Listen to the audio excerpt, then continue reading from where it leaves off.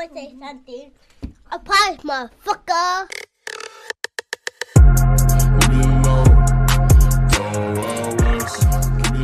What's going on, everybody? It's that ordinary podcaster with the extraordinary thoughts that tells you to stop being great and be extraordinary. I'm your host, Demetrius Thigpen, also known as Meech Speaks, and welcome back to another episode of the Meech Speaks podcast. Now, before we get started with this podcast, don't forget to head on over to your favorite streaming platform, whether that's Apple Podcasts, Spotify Podcasts, or even YouTube, and leave this podcast an honest review, because this podcast deserves to grow just as much as we do. All right, so good morning, everybody. One thing that has been on my mind lately is setting the example. Now, when we think about setting the example, like we always talk about, like, you know, just being out front and just doing the right thing, you know what I mean? But I don't really think a lot of us understand the example that we actually set. You feel me? Like, we don't understand the example that we set for ourselves. We don't understand the example that we set for our kids. And sometimes we probably don't even understand the example that we set for the guys that are up under us. You know what I mean? And this really comes from this week. And I had the opportunity. I finally pulled the trigger. There it is right there, man. Like, I'm stumbling over my words, but I finally pulled the trigger on taking Connor to a gym. You feel me? And for those who don't know, I've been working with Connor since he was 7, you know, and I've been teaching martial arts and Marine Corps since 2014. So we're well over 10 years now. And I started teaching Connor just out of, like, you know, hey, I want you to be confident. You know what I mean? Like, hey, I just want to give you some skills that I didn't have when I was growing up, you know? And it was always on and off. You know, I would teach it when I'm at the house or when I had time. And just recently we started really diving into it. You know, I want to say about like a year and a half now, where we're like consistently going to the gym, or we're consistently training with each other. Connor has now gotten to the space now where he's holding mitts for me. And I'm gonna just be honest with you, because I don't know who needs to hear this. Nothing what made me happier than when Connor finally was able to hold mitts for me, because you got to think about it, man. Like, I remember sitting on the couch having to hold mitts for Connor. I remember squatting over to hold mitts for Connor. I remember when it finally got to a space and I was able to stand up straight to be able to hold mitts for Connor. But no one was ever holding mitts for me.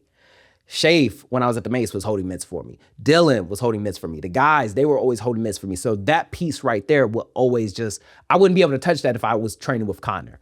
And one day when Connor finally was like, hey, can I hold mitts for you? And actually held them and knew what the fuck he was doing. Oh my God, tears in my eyes. I just felt so proud. Because not only was he able to hold mitts, he knew combos. He knew how to push the pace. The same pace that I'm pushing on him, he started to push on me. And it was such I just couldn't even put it into words.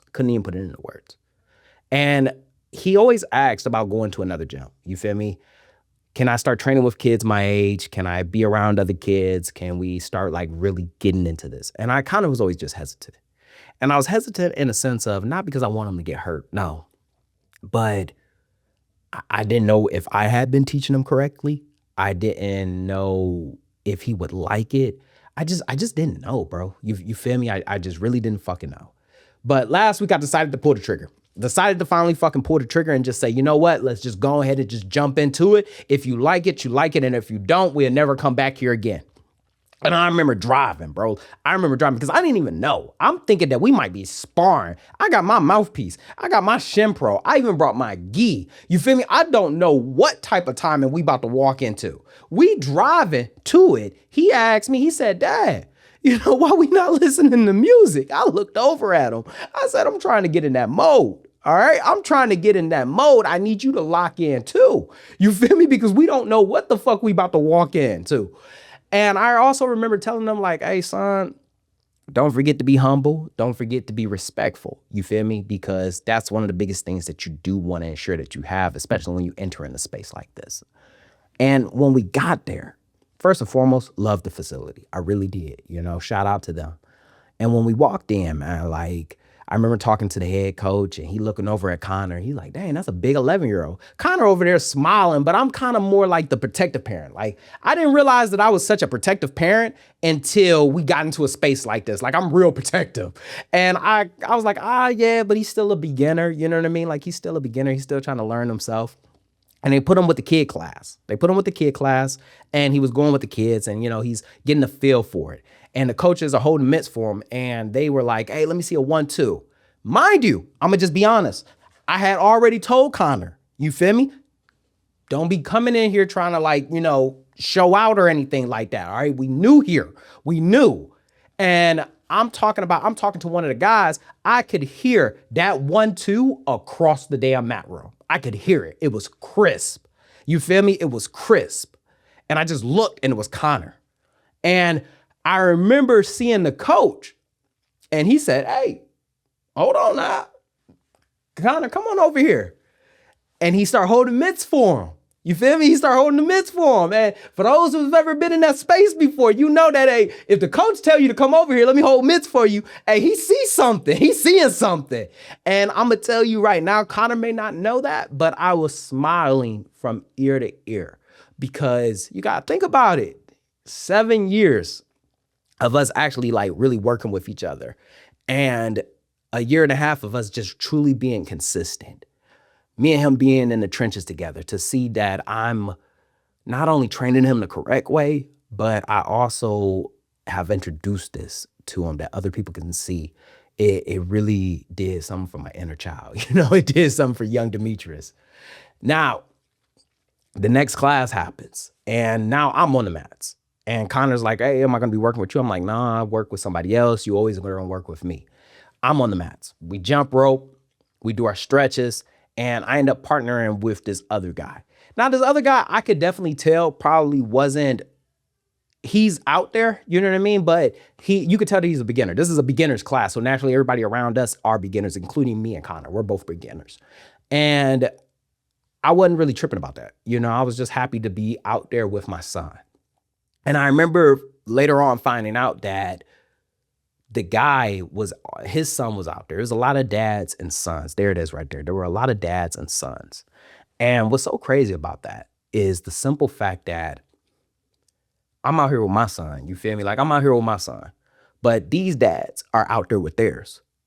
Now, for those who do not understand the gratitude of a dad being out there on the mats with their sons, because a lot of times, when you see a dad out there on the mats, you feel me? Dad's out there on the mats with his son because dad has previous experience, just like me. You feel me? Like dad already has been in this environment. He went through those trials and tribulations by himself. And now he's inoculating his boy into this environment as well. That's usually what you will see, or typically what you will see. Very seldom will you see, or let me rephrase that, for me at least, it was very eye-opening for both dad and son to be on the mats with each other. You feel me? And both of them are novice. Both of them are new. They're both beginners. Dad is learning the same way that son is learning. Dad's fucking up the exact same way that son is fucking up, And it was such a refreshing feeling, but it was also very bro, I'm trying to put the words to it, man, but it was so inspiring. Because a lot of you motherfuckers would never get on the mats like that with your kid. Let me rephrase that. A lot of you motherfuckers would never want to get into a space like that where you're new and get exposed. You feel me? Dad is exposing himself in order to train son. You feel me? And I'll say that again. In order to train son and make son better, dad is exposing himself. Do you know how easy it would be for a dad to just show up, put his son on a mat, and he hang back until the class is over with? Do you know how easy that is? Do you know how easy it is for you to just say, hey, man, go ahead and go out there because, I want you to get better. This is something that I didn't have. I want you to have it. So go ahead and do what you need to do. Do you know how fucking easy that is?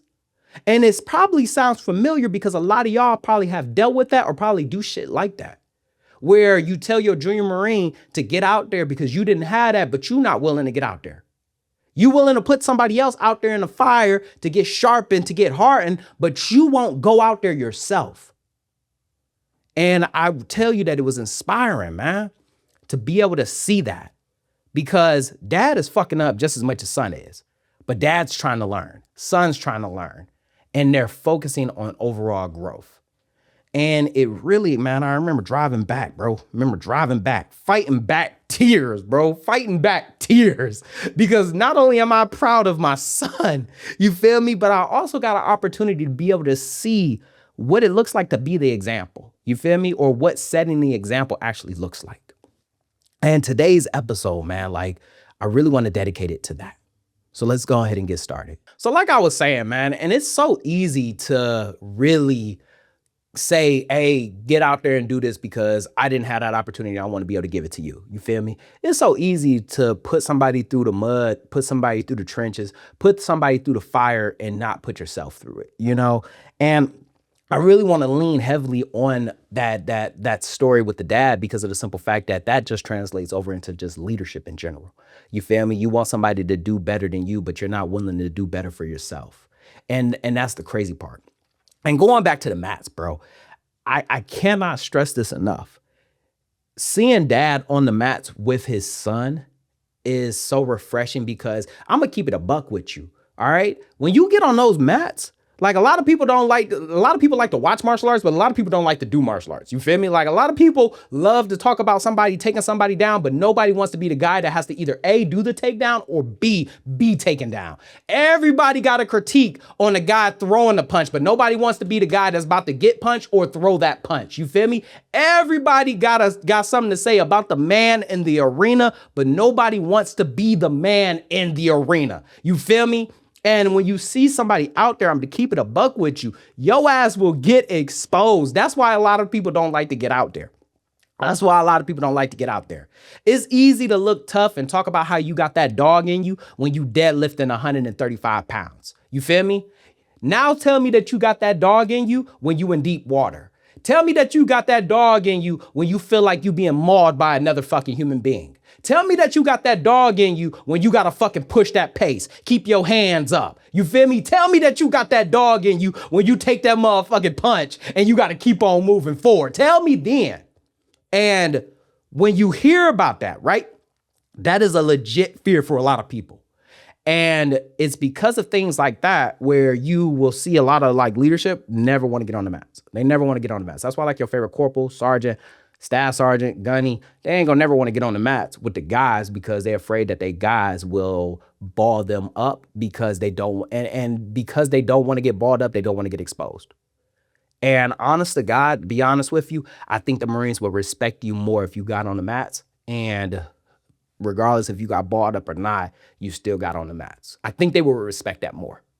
You feel me? Like when they hear that, hey, we doing McMap today, or we about to get in the pits, and you get on those mats, and you get on those and you get on the mats, they gonna respect that regardless, because of the simple fact that they looking at you and they know that your old ass shouldn't be out here, but yet you here. You feel me? They know that you about to get balled up, but you still here, and it shows that you a student of the game. It shows that you're an eternal student. I really harp on that, man, because of the simple fact that setting the example is about being the eternal student. Or let me rephrase that. Being the eternal student should be a part of setting the example. We do a great job of that. You feel me? Like we do a great job of setting the example when it comes down to getting out front, leading, you know what I mean? Being proficient, being physically fit. We do a great job of that. But we do a terrible job when it comes down to things outside of our comfort zone, you know? And I really want to say this, man, because I don't know who need to hear this, but your junior Marine really don't give a fuck about the leadership that you used to have. Like, I don't know who need to hear this, but your kids, they don't really give a fuck about your upbringing. I'll say that again. Your kids really don't give a fuck about your upbringing. They care about the one that they are currently in right now. Your junior Marine don't give a fuck about the leadership he has. He cares about the leadership. Let me rephrase that. The junior Marine don't care about the leadership that you had. He cares about the leadership that he has right now. And I bring that up, man, because we love to blame our old circumstances. There it is. We love to blame our old circumstances on the reason why we won't do it. You feel me? We love to blame toxic leadership on the fact that you a piece of shit leader now. We love to bring our upbringing on the reason why you can't give your kids what you didn't have now. We love to blame our old environment, knowing damn well we in a new environment on our on our decisions now. We love to, man. And I don't know who needs to hear this, man, but a part of setting the example is the fact that you got to be in the present. You feel me? Regardless of what happened to you then, you got to live in the moment right now. I'm gonna be the first one. I'll be the first one to say this right now, man. Like, I didn't have the greatest leadership. I had some good leaders that steered me in the right way, but I didn't have the greatest. But just because I didn't have the greatest leadership, that doesn't mean that I'm about to go on and be a piece of shit. You feel me? It's that mentality of like, bro, like, I didn't have this and I don't want you to have it. Everybody knows I wasn't a fighter. My mom Big Wanda didn't put me in no motherfucking boxing, no karate, no taekwondo, no Muay Thai, none of that. I got exposed to it and I said, you know what? I would like to expose my children to it so that way they could gain the tools that I had. I can't stress this enough, man, but nobody really gives a fuck about what happened to you. And I'm not saying that in a bad way. They care about what you're doing now. They care about what you're going to do. That's really the biggest thing. Now, earlier I had said that we do a great job of setting the example. And I really want to just peel that back because we do a great job of setting the example, but we also do a piss poor job of setting the example. All right. It's kind of like a conundrum, but we do a great and bad job of it. We do a great job on doing like the things that are normally seen. You feel me? Once again, being physically fit. Great example of that. You know what I mean? We do a great job of, being good at our jobs. We do a good job at that, being, like proficient in it, being whether that's tactically or tactfully proficient. We do a great job of looking good in uniform, showing up on time, stepping outside of our MOS. We do a great job of these things. Do a piss poor job on the things that also matter as well. Marines don't know that you neglect your family. You feel me?